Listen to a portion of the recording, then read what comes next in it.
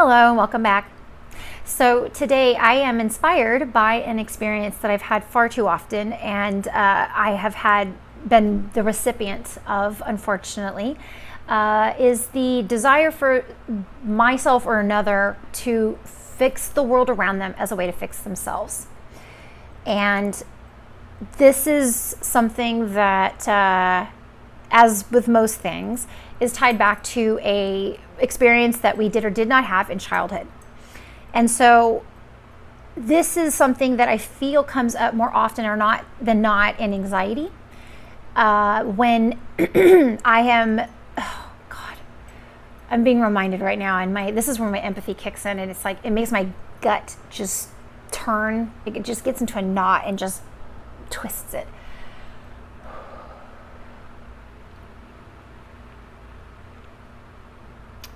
So this is something that is displayed most obviously in pop culture around people who have outbursts. The outburst is the attempt to control the environment, to manipulate the environment. And these aren't negative words, these are negative sounding words, but this is what they are. So it's manipulation, trying to attempt to manipulate the world around you in order to get something that you need because you feel unbalanced or you feel unquieted, dysregulated, upregulated. Whatever that feeling is, an expression is usually an outburst of some kind. It's usually a sudden, abrupt, usually a higher pitch of, or a louder volume of voice, a lot of, it's like it's cut off, because that's what anxiety is. It's cut off from the rest of the brain, so you're just operating in reaction mode, fight or flight mode. And so that, unfortunately, in that moment, it's almost, I'll tell you from my experience, it's near impossible to stop that bullet train. So how do you fix this? Like, you can't make the world around you fix you, make you feel better. And so you keep looking and you keep fighting, and you're not understanding why this isn't working. And the only advice I can offer is, first off, the world can't. It never will.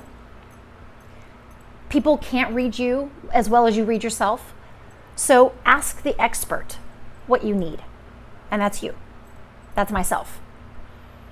So when I'm feeling that sense of upregulation and I want the world around me to reflect my experience, and I still have this experience, it's being aware of it does not take it away, for sure, but it helps. So I know I ask the questions. What is happening? What do I need? So that's the only solution to this. That's the only way to find that comfort, to actually heal that hole that has been, that has been in the self for so long, and it's been painfully there, and you just want it to feel better, and the world around me isn't going to change, and I hate this, and it's just this cycle. It just continues itself. And I would say that the only way that I have found relief from this, and it's guaranteed relief, is to stop asking the world to change. There are things we need to change about the world. This is not that. This is when you're having like an anxiety and a panic attack and all of that, and you want the world to change. And so in that moment, take a breath if you can. And this is practice. This is something you're going to have to do many times, over and over and over again. And I still do this all the time. I'm still practicing. But when you feel that panic and you want the world to change and you're asking everything around you to be different, okay? Asking a person, asking a situation, take that breath and ask what? And in that moment, if you're able to, and practice this when you're not having anxiety, because it'll help train you, because you're doing it subtly all the time, right? You're always doing this. We're always doing this all the time. Is in those quieter moments when you're much more reasonable and your mind is a little bit more intact, ask like, oh, I feel a little bit of an upregulation right now. I'm feeling a little agitated. And ask what? And then as this experience keeps happening, you can ask what every single time. And just keep asking what. And try your best to ask what. Because in the end, no one will ever be able to fix you. No one will ever be able to make it better, because the only person who knows what you need is you. And this, unfortunately, because I have been the recipient of this behavior. So I can also express this from that side, because now that I am more aware of my experience, I am even more aware of other people putting it on me. So telling you how to help yourself is the only thing you need to know. That's it. That's all you need to know. You don't need to worry about the other person just yet, okay? We aren't worrying about anybody else. We're just trying to get ourselves to feel insulated in that moment. But what I'll tell you is, being the recipient of that sort of behavior, it makes me angry. It does. It makes me very angry. Because it's a demand upon me without request. I may not be in the space that can handle that may be able to tolerate that behavior at all. And namely because I don't feel I should be asking anybody to make me feel better. Like, I don't believe that. Like, I went to a therapist to talk about my experiences, and only demand or only expectation I had in that environment was that she not harm me, because she wasn't going to make me feel better. That would be a nice result of this. The end is that I made myself feel better. She helped facilitate that. So that is the way the world kind of works, is that we can either help. There may be moments where we help facilitate, but I'll tell you, unless somebody is in that space, it is the worst thing to ask of a person in most cases. Because I'm aware, I can sometimes redirect the other person's intentions, because they're asking something of me that I can't give, and I even if on my best day I probably couldn't give. So instead, I slow it down. I try to internalize myself. I go in, because I now realize this person is pushing out really hard, and I need to kind of build up my wall. So I get angry, unfortunately, because it's very frustrating to be asked that without it being a request or being pushed on that, you know? So I can only then help somebody by saying, well, what do you really need? Because I can't help you. And I just take the facts as they lie, and that's it. Because I am honest with myself, or I try to be honest with other people, I'll tell you, it's a comedic experience at best. Sometimes it works. So many other times it's just like, what did I just say? Because I'm honest and I can't help it. I don't mind it. I live it. It's fine. But it's very much part of who I am. And so being on the receiving end on my best day, I can maybe redirect a person back to themselves and just say, what do you need? What do you need? What can you do for yourself right now? And sometimes I feel, if you're a supportive person who is watching this, that's what you need to do to them. Is whenever you feel that loved one or that friend or whoever it is in your life that you're concerned about in this regard, I would say just ask them what they need.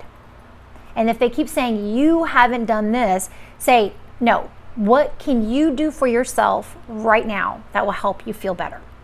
It could be get something to eat. It could be sit down and watch a stupid pet video, some animal on the internet, It doesn't matter what it is, because what the person's experiencing is an uncontainable sense of anxiety about something in their life, because that's really what's going on. There's something else, and this is their reaction, right? So we have to ask them, what do they need right now? And keep putting that back on them. Keep saying, what do you need? What can you do for yourself right now? What do you need? Because I don't know. I can't read your mind, and I can't do it for you unless you tell me. I can't help you unless you tell me. And it's not what I need to do. It's what you need for yourself, okay? So it's going to be something that is directed at the self, okay? So this is an imperfect process. It is haphazard at best, because we're all guessing at a lot of the time.